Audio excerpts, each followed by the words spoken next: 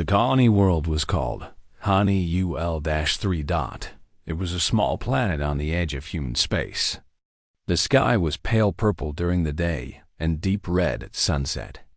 Strange forests covered the hills, filled with trees that had silver leaves and blue bark. 2 moons hung in the night sky, one large and one small. Like a mother and child, the shuttle landed on a dusty platform near the main settlement. Valuna stepped out and felt real wind on her face for the first time in years. On the station, the air had always been recycled and stale. Here, it was fresh and alive, carrying the smell of flowers she did not recognize. Taiho walked beside her, carrying their bags. "Welcome to your new home," he said. The house was waiting for them at the edge of town. It was made of wood and stone, not metal like everything on the station. It had 2 floors, a wide porch, and windows that looked out over the violet forest. A small workshop sat behind it, already filled with tools and equipment. Valuna stood in front of the house and stared. She could not believe this was real. "The upstairs is yours," Taiho said. "I fixed up the big bedroom for you. The bed is reinforced. It should be comfortable for your body." She looked at him. "You prepared this for me?" He shrugged. "I had a month before we left the station. I had to do something with my time." Valuna walked through the house like she was in a dream. The floors were smooth wood. The walls were painted soft colors. There was a kitchen with a real stove, not the heating pad she had used in her tiny room on the station. Upstairs, she found her room. It was large and bright. The bed was wide, built for her bigger body. There was a closet for her clothes, a desk by the window, and soft curtains that moved in the breeze. The window looked out over the silver and blue forest. In the distance, she could see the purple mountains. She sat on the bed. The mattress held her weight perfectly. She had never slept on something so comfortable. Tears ran down her face. Taiho appeared in the doorway. He saw her crying, and his face filled with worry. "Is something wrong? Is the room not good? I can change things if you do not like it." Valuna shook her head. "It is perfect. It is more than perfect. I have never had a room like this. I have never had a home like this." Taiho relaxed. "Good, that is good." He paused. "I will make dinner. Come down when you are ready." That night, they ate together at the kitchen table. Taiho had cooked rice and vegetables and some kind of meat from a local animal. It was simple food, but it was warm and filling. They talked a little. About the colony. About the work waiting for them. About nothing important. It was the first peaceful meal Valuna had eaten in years. The days turned into weeks. The weeks turned into months. Veluna began to work in Teo's shop. At first, she only helped with small things. Cleaning tools. Organizing parts. Handing him wrenches when he asked. But Taiho noticed something. Her 4 arms could do things that human hands could not. She could hold 3 pieces of an engine in place while welding the 4th. She could reach into tight spaces that were impossible for humans. He began to teach her. "This is a fuel injector," he would say, showing her the part. "When it breaks, the engine cannot mix fuel and air properly. Watch how I fix it." Valuna learned fast. Faster than she expected.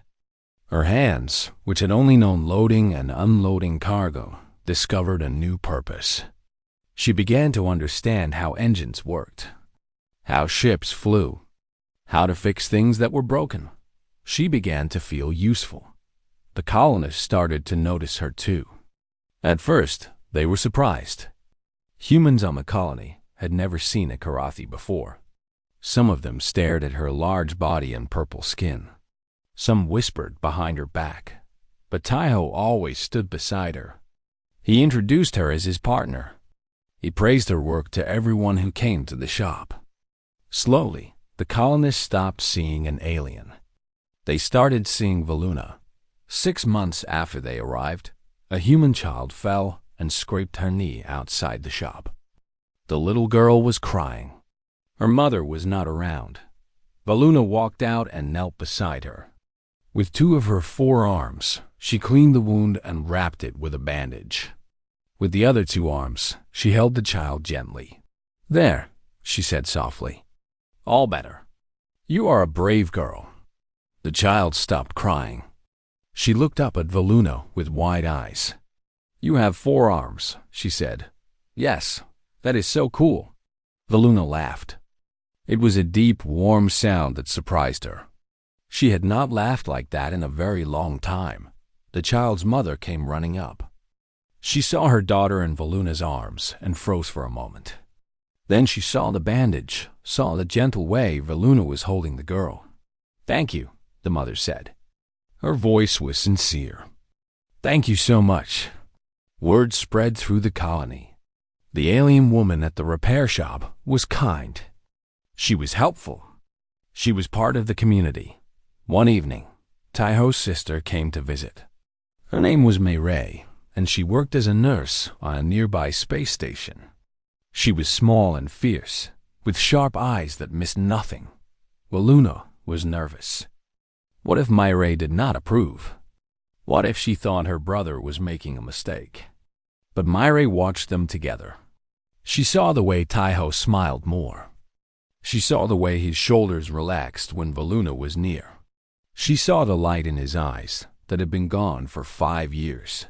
Before she left, Ray took Valuna's hands in her own. "Thank you," she said quietly. "I was so worried about my brother. After Soin died, he disappeared inside himself. I thought I had lost him too. But now he's back. You brought him back." Valuna did not know what to say. "He saved me too," she finally whispered. Ray smiled. "Then you are even." But not everyone was happy. A few weeks after Mary's visit, a ship landed at the colony. A Korathi ship. Valuna's heart filled with dread when she saw at Dot an old Korathi male walk down the ramp. His name was North. He was an elder of her people, a leader of her community back home. His eyes found Valuna immediately. "You have shamed us," he said coldly. "Living with a human. Working like a servant. You are a disgrace to all Korathi." Valuna's 4 arms trembled. All the old fear came rushing back. She wanted to shrink. She wanted to hide. She wanted to apologize. But then she felt Taiho step up beside her. His shoulder touched hers. He did not speak. He did not need to. He was just there, Dot, and suddenly, Valuna felt something new. Something strong, Dot. She stood up straighter. "I have found more acceptance among humans than I ever found among my own people," she said. Her voice was steady. "They do not care about my body. They do not care that I cannot have children. They only care about who I am and what I do." North's face twisted with anger. "You will regret this. You will never be welcomed back." Valuna looked at him, at this old man who represented everything that had hurt her, everything that had made her feel worthless. "I do not want to come back," she said. "I am home." North stood in silence for a long moment. Then, without another word, he turned and walked back to his ship. Veluna watched it fly away into the purple sky. She felt Taiho's hand take hers. "Are you okay?" he asked. Valuna looked at him, at this human man who'd given her everything. A home, a purpose, a reason to live. "Yes," she said. "I am finally okay." That night, they sat on the porch together and watched the 2 moons rise over the silver forest. Neither of them spoke. They did not need to dodge sometimes, Valuna thought. The best words are the ones that are never said. 2 years passed on HNEUL-3. The small repair shop at the edge of town was no longer small. Word had spread across the sector about the human and Korathi team that could fix anything. Ships came from distant systems. Their captains telling stories of the miracle workers on the colony world. Taiho and Valuna had hired 2 young apprentices from the colony. A boy named Junho who was quick with his hands, and a girl named Yuna who asked 1,000 questions every day. They were good students, eager to learn. Valuna enjoyed teaching them. She enjoyed everything now. The colonists had given her a human name. They called her Hana. In the old language of Taiho's ancestors, it meant one or first. She liked the way it sounded. She liked what it meant that she was no longer invisible. When she walked through town, people waved and smiled. Children ran up to touch her 4 hands. The old woman who sold fruit at the market always saved the best pieces for her. She was part of something, but more than that. She had changed inside. Valuna had spent her whole life trying to make herself smaller, trying to hide her body, trying to apologize for existing. Now she walked with her head high. She laughed loudly. She spoke her mind. She took up space in the world because she finally understood that she deserved to take up space. Taiho had changed too. The dark circles under his eyes were gone. He smiled more. He talked more. He even made jokes, bad ones that made Valuna groan and the apprentices laugh. He was alive again. One evening, after the shop was closed and the apprentices had gone home, Taiho and Valuna sat on the porch of their house. The binary suns of Haniel 3 were setting, painting the sky in shades of gold and red and purple. The silver trees of the forest glowed in the fading light. They had sat here many times over the past 2 years, watching the sunset, drinking tea, enjoying the silence. But tonight, something was different. Valuna could feel it in the air. A question that had been growing inside her for months. She had been afraid to ask it. Afraid of what the answer might mean. Afraid that speaking the words would break whatever magic they had found together. But she could not keep it inside anymore. Taiho, she said softly. He turned to look at her. The setting suns made his brown eyes glow like warm honey. Why did you choose me? The question hung in the air between them. She had asked him this before, 2 years ago on the station, when he first made his offer. But his answer then had been practical. About her work. About her character. She was asking something different now. Of all the people on that station, she continued. Of all the people in the galaxy, why me? Taiho was quiet for a long moment.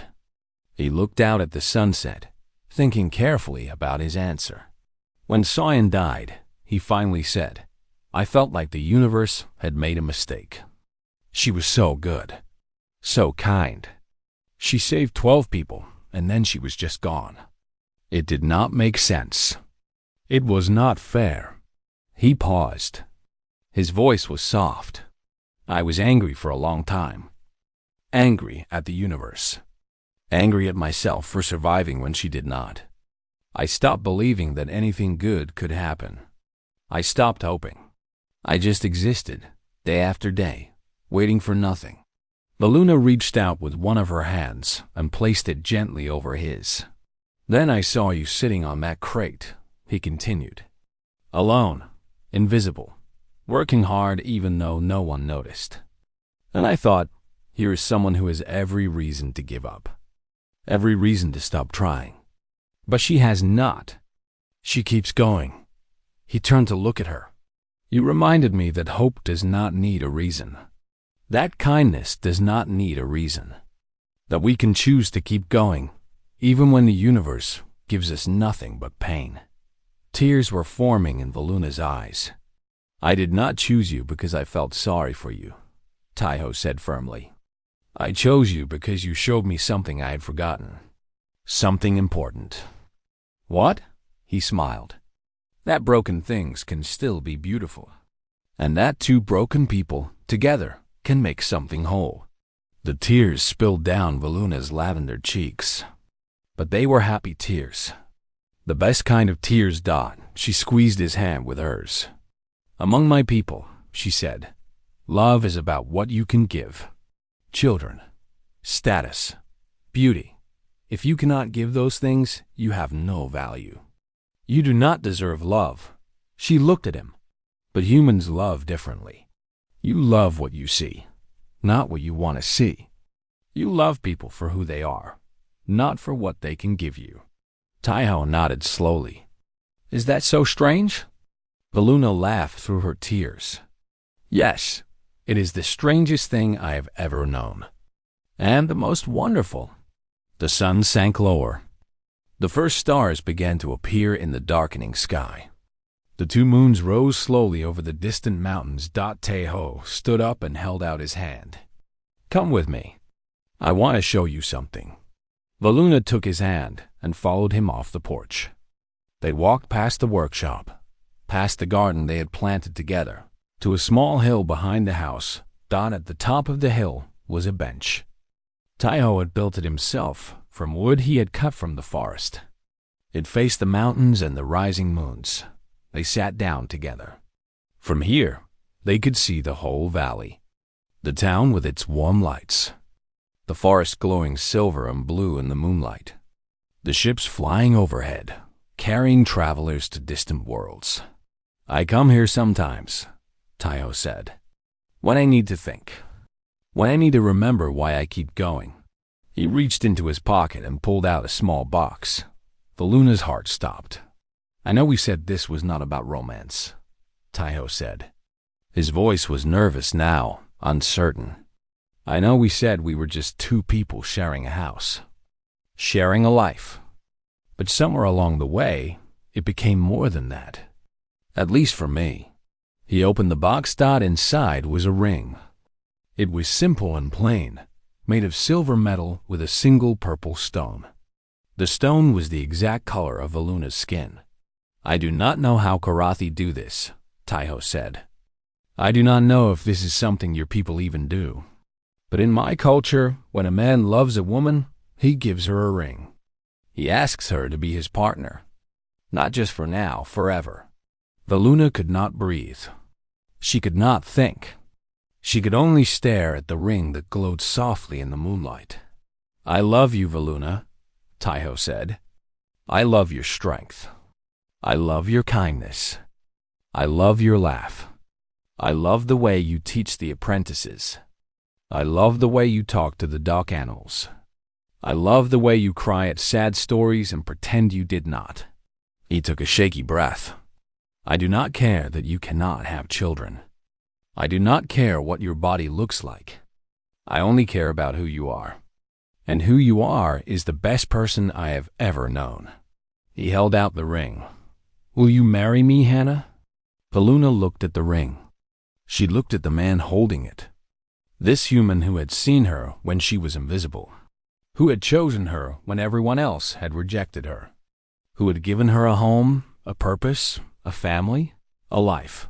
She thought about the girl she had been on Station Orbital 7, sitting alone on a cargo crate, whispering to herself that no man wanted her, believing that she would be alone forever. She thought about how far she had come. She thought about how far they had come together. Yes, she whispered. Taiho single quotes S. Face broke into the biggest smile she had ever seen. His hands were shaking as he slipped the ring onto one of her fingers.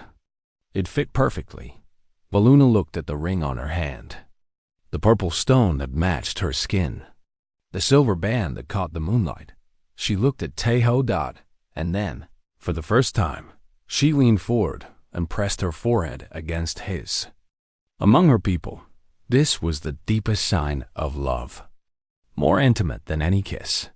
Taiho understood. He closed his eyes and pressed back. They stayed like that for a long time. Two people on a bench on a hill at the edge of human space. Two people who had found each other against all odds. Two people who had turned their loneliness into love. The moons rose higher. The stars filled the sky. The universe continued its endless spinning, vast and cold and uncaring.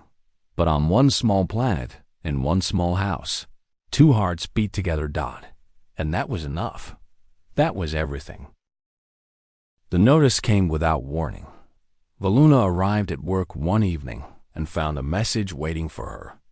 The cargo company was cutting jobs. They needed to save money. Some workers would have to go. She read her name on the list of people who were fired. Her four hands trembled as she held the paper. She read it again and again, hoping she had made a mistake. But the words did not change. She was fired. She had 2 weeks to find a new job. After that, she would lose her room on the station. After that, she would have nowhere to go. Valuna walked through the cargo bay in a daze. She had worked here for 6 years. She had never missed a day. She had never complained. She had always done her job perfectly. But none of that mattered. When the company needed to cut workers, they cut the ones that no one would miss. And who would miss a fat Karathi woman that no one even looked at? The next 2 weeks were the worst of her life. She searched for jobs all over the station. She applied to every cargo company, every warehouse, every factory. She was willing to do anything.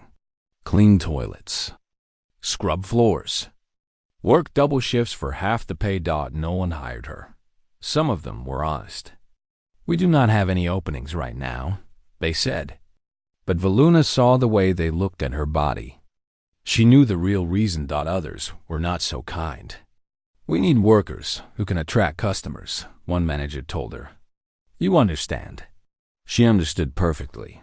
On the last day of her job, Valuna packed her few belongings into a single bag. She did not own much. Some clothes, a blanket her mother had given her many years ago, before she stopped speaking to Valuna. A small mirror that she never used. She walked out of her room and gave the key to the station manager. He did not even look at her. "Good luck," he said, already turning away. Valuna walked through the station with no destination in mind. Where could she go? She had no money for a ticket off the station. She had no family who would take her in. She had no friends. She thought about the cold emptiness of space outside the station walls. She thought about how easy it would be to just stop existing. But even in her darkest moment, something kept her moving forward. A small voice in her head that refused to give up. Her feet carried her to the repair dock. She did not plan to go there. But somehow, she ended up standing in the doorway, looking at the rows of broken ships waiting to be fixed. And there was Taiho. He was working on a large transport ship, half buried in its engine. Grease covered his face and hands. He looked tired, like he always did. He looked up and saw her. His eyes moved to the bag in her hands, to the lost expression on her face. He put down his tools and walked toward her. "You got fired," he said. It was not a question. Valuna nodded. She could not speak. If she opened her mouth, she would start crying, and she did not want to cry in front of him. Taiho was quiet for a moment. "Where will you go?" The question broke something inside her. The tears came, hot and fast, running down her lavender cheeks. Her 4 arms wrapped around herself as her body shook. "I do not know," she whispered. "I have nowhere. I have no one. I am alone." Taiho watched her cry. He did not say empty words like, "It will be okay," or "Things will get better." He just stood there, letting her feel what she needed to feel. When her tears slowed, he spoke again. "I am transferring to a colony world next month." Valuna looked at him, confused. Why was he telling her this? "It is a new settlement," he continued. "They need mechanics badly. They are giving me a house and a workshop. Good pay, good land." He paused. He looked at her with those tired, steady eyes. "The house is too big for just me. It has 3 bedrooms. I do not need 3 bedrooms." Valuna's heart stopped. "Come with me," Taiho said. The words hung in the air between them. For a moment, Valuna thought she had heard wrong. She must have heard wrong. This did not make sense. "What?" she whispered. "Come with me," he said again. to the colony. You can live in my house. Work with me in the shop, if you want. Start over. Valuna stared at him. She searched his face for something, anything, that would explain this impossible offer. Was this a joke? A trick? Did he want something from her? But I am not. She could not finish the sentence. There were too many things she was not. Not beautiful. Not worthy. Not wanted? Taiho shook his head. I have watched you for months. You work harder than anyone in this cargo bay. You never complain. You are always kind, even to the dock animals that everyone else kicks. You stay late. You do your job perfectly. He looked directly into her eyes. That is enough for me. Valuna's mind was spinning. But why? You do not know me. You do not owe me anything. Why would you do this for a stranger? Taiho was quiet for a long moment. When he spoke, his voice was soft. 5 years ago, my wife died. Her name was Soyen. There was an accident on a station like this one. A reactor leak. She was a nurse. She ran in to help people instead of running away. She saved 12 lives before the radiation killed her. Valuna felt her chest tighten with pain for him. After she died, I stopped living, Taiho continued. I mean, my body kept going. I ate, I slept, I fixed ships, but I was not really alive. I was just waiting to die too. He looked at her. Then I saw you, sitting alone on that crate every night, working hard even though no one noticed, hoping for something better even when there was no reason to hope. And I thought, if someone like her can keep going, maybe I can too.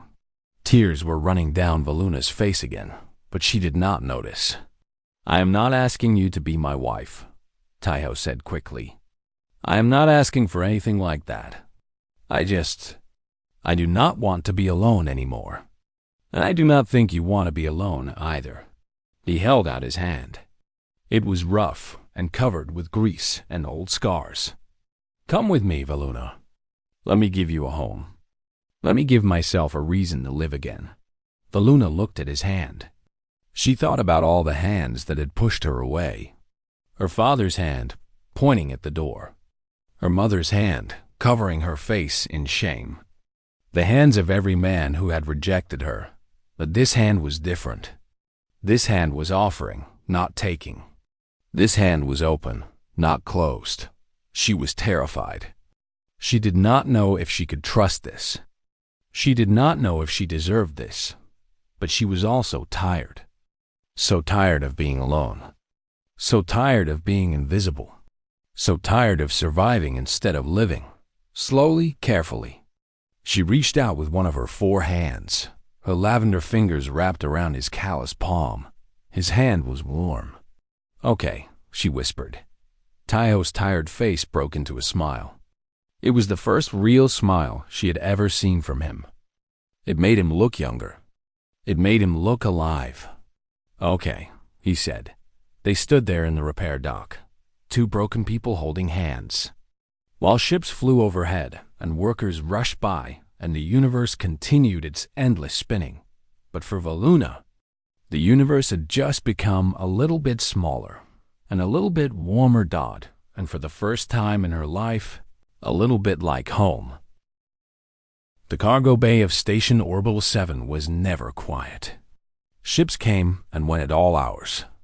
Metal crates scraped against the floor. Engines hummed and hissed. Workers shouted orders in a dozen different languages from a dozen different worlds. But in the middle of all this noise, there was one worker who made no sound at all. Valuna moved through the cargo bay like a ghost. Her lavender skin was dull under the station lights. Her 4 arms lifted boxes that would take 2 humans to carry. She worked faster than anyone else, but no one ever noticed. No one ever thanked her. No one ever looked at her twice. She was Karathi, a species known throughout the galaxy for their beauty and grace. Karathi women were tall and slim. They moved like dancers. Their skin glowed like polished jewels. Men of many species desired them, but Valuna was different. Her body was large and soft. Her belly was round. Her arms were thick. Among the Karathi, she was considered ugly. Worse than ugly. She was shameful. And there was another thing. A thing that made her worth nothing in the eyes of her people. She could not have children. The doctors had told her when she was 16 years old. Her body was broken, they said. She would never carry a baby. She would never give her family grandchildren. She would never attract a mate. Her parents had stopped speaking to her after that. Her friends had disappeared. Every man who had shown interest in her had walked away the moment they learned the truth. Now she was 32 years old, alone on a space station far from home, working a job that paid barely enough to rent a small room. Tonight, her shift ended at midnight. She had 1 hour of break time. She found an empty cargo crate in a dark corner of the bay and sat down. Her 4 arms wrapped around herself. She watched the people walk by. A human couple passed, holding hands. They were laughing about something. The woman leaned her head on the man's shoulder.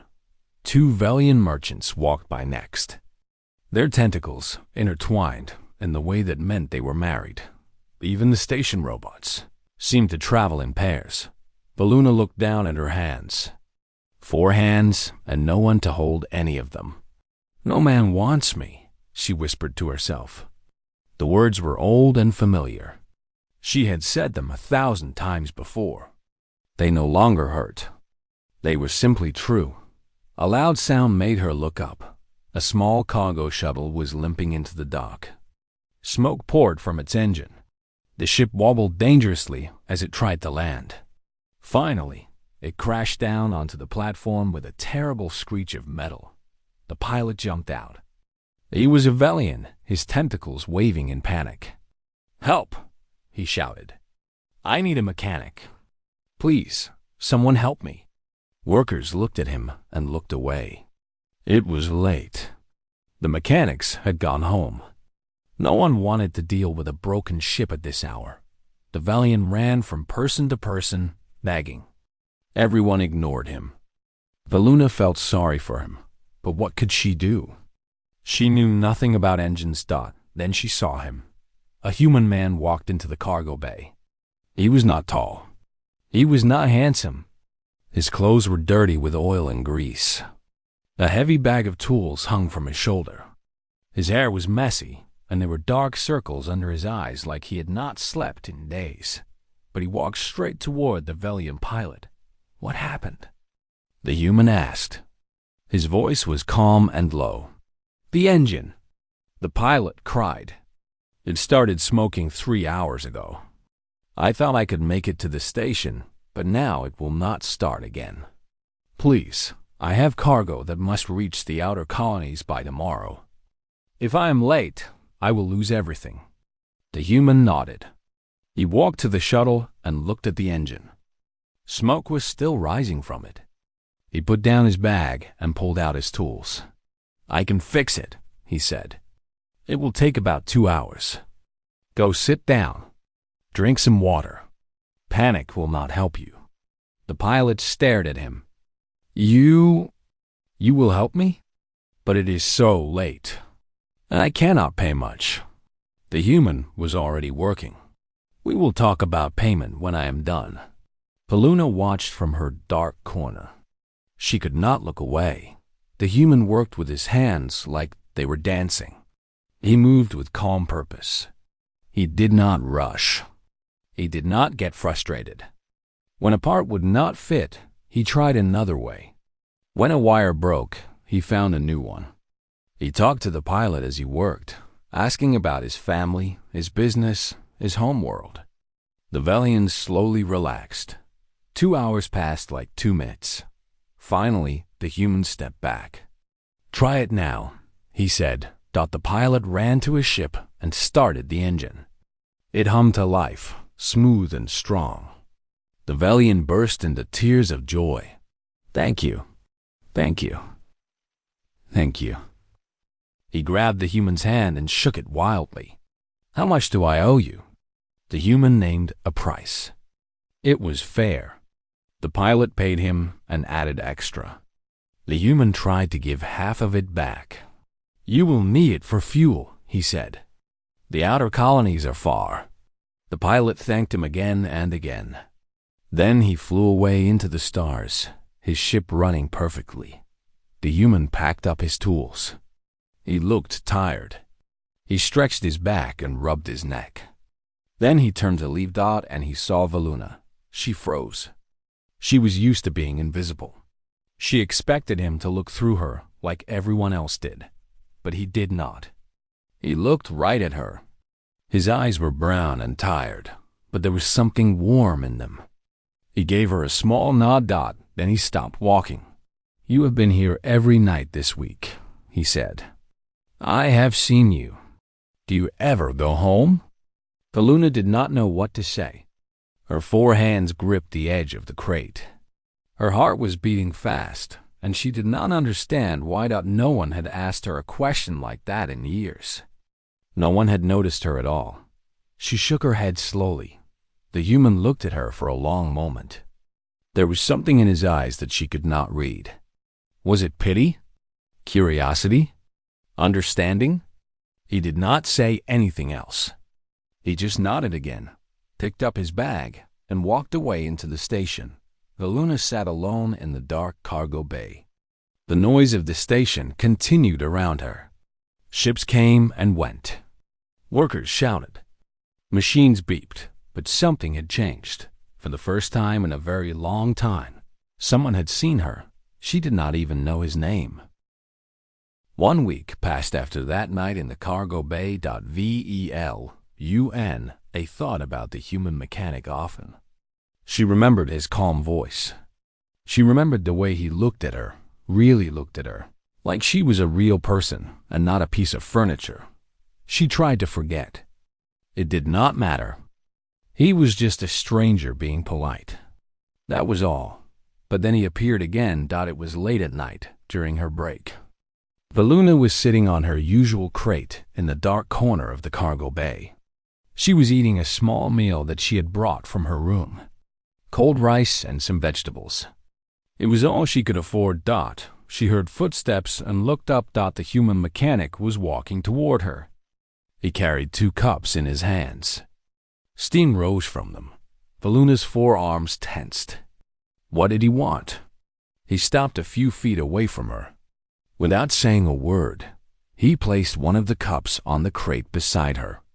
Then he nodded and walked away to work on a nearby ship. Valuna stared at the cup. It was tea. The smell reached her nose, warm and sweet. She did not understand. Among the Karathi, gifts always came with expectations. If a man gave something to a woman, he wanted something in return. Usually, he wanted her body, or her service, or her loyalty. But this human had just given her tea and walked away. He did not ask for anything. He did not even stay to talk. What did he want from her? She watched him work on the ship. He moved the same way as before, calm and focused. His hands knew exactly what to do.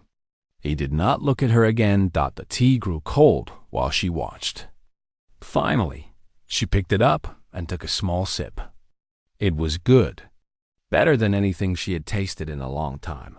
This happened again the next night, and the next, every night. The human would appear during her break. He would leave a cup of tea beside her. Sometimes he would nod. Sometimes he would say a few words like, "Cold tonight," or "Busy day." Then he would go to work. VELUN learned his name by accident. She heard another worker call out to him, "Taiho, there is a ship on Dock 7 that needs looking at." Taiho. His name was Park Taeho. She learned other things too, just by watching and listening. He was from Earth, the human homeworld. He had worked on this station for 3 years. He lived alone. He never went to the station bars or restaurants. He just worked, went home, and came back to work again. In some ways. His life was like hers, alone, quiet, invisible to most people, but he had chosen to see her. She still did not understand why. After 2 weeks, Valuna finally found the courage to speak. When Taiho placed a cup of tea beside her, she said, "Thank you." He looked at her. A small smile appeared on his tired face. "You are welcome. Why you do this?" she asked. "Why you bring me tea every night?" Taiho thought about the question. "You look cold," he said simply, "and lonely. Tea helps with both, but you do not know me. I know enough. You work hard. You do not complain. You are always here, even when the work is heavy. That tells me what kind of person you are." Valuna did not know what to say. Her people would never think this way. Among the Karathi, what mattered was beauty and children. Nothing else. Taiho picked up his tool bag. "My name is Taiho," he said. "What is yours?" "Valuna," she whispered. "Valuna," he repeated. "That is a nice name. I will see you tomorrow, Valuna." Then he walked away. That night, she drank her tea while it was still warm. It tasted even better than before. More days passed. Valuna began to look forward to her breaks. She began to look forward to seeing Taiho. They did not talk much. Just a few words here and there. But it was more conversation than she had with anyone else. She started to feel something strange in her chest. A small warmth that had nothing to do with the tea. She did not know what it was. She was afraid to find out. Then came the night that changed everything. Valuna was working late, moving heavy crates from one side of the bay to the other. Her forearms ached. Her back hurt. But she did not stop. She needed this job. She needed the money. A group of young Karathi males walked into the cargo bay. There were 4 of them. They were tall and slim, with glowing purple skin and perfect features. They were everything that Valuna was not. She tried to hide behind a stack of crates. She prayed they would not notice her, but they did. "Look!" One of them shouted. "It is the fat one. The empty womb." The others laughed. They walked toward her, their eyes full of cruel amusement. "What are you doing here? Shame of the Karathi." Another one asked. "Why do you not go back home and hide?" "She cannot go home," a third one said. "Her family does not want her. No one wants her. Who would want such an ugly creature?" The first one said, "Look at her body. Look at those arms. She looks like a beast, not a woman." Valuna's 4 arms wrapped around herself. She wanted to disappear. She wanted to sink into the floor and never come back. This had happened before. Many times. She knew there was nothing she could do. If she fought back, it would only make things worse. If she cried, they would enjoy it more. All she could do was wait for them to get bored and leave. But then a voice spoke. "This is a work zone. Move along." The Karathi males turned around. Taiho stood behind them. He was shorter than all of them. He was just one human against 4 Karathi. His only weapon was a wrench in his hand and a calm look in his eyes. The Karathi laughed. "Who are you, little human? This does not concern you." "She works here," Taiho said. "I work here. You do not. Move along, or what?" The biggest Karathi stepped toward him. He was a full head taller than Taiho. "What will you do, small creature?" Taiho did not step back. He did not raise his voice. He just looked at the Karathi with those tired, steady eyes. "I have friends in station security," he said calmly. "I also know the dockmaster. If you cause trouble here, you will never be allowed on this station again. Your ships will be banned. Your cargo will be rejected. Is that what you want?" The Karathi hesitated. They looked at each other. Taiho waited. After a long moment, the biggest one laughed nervously. "We were just joking. No need to get serious." He looked at Valuna with disgust. "She is not worth the trouble anyway. They walked away, muttering and cursing under their breath. Valuna stared at Taiho. Her whole body was shaking. "Why?" she asked. Her voice was barely a whisper. Taiho put the wrench back in his bag. "Why what? Why did you help me?" "They could have hurt you. They are bigger and stronger." "And I am?" "I am nothing to you." Taiho looked at her. His eyes were soft. "Why not?" he said simply. Valuna had no answer. Taiho reached into his bag and pulled out a cup of tea. It was still warm. "Your break started 5 minutes ago," he said, placing the cup in her trembling hands. "Drink, rest. Do not let them take anything more from you." Then he walked away to fix another broken ship. Valuna stood alone, holding the warm cup. Tears ran down her lavender cheeks. But for the first time in years, they were not tears of sadness. She did not know what this feeling was, but she wanted more of it.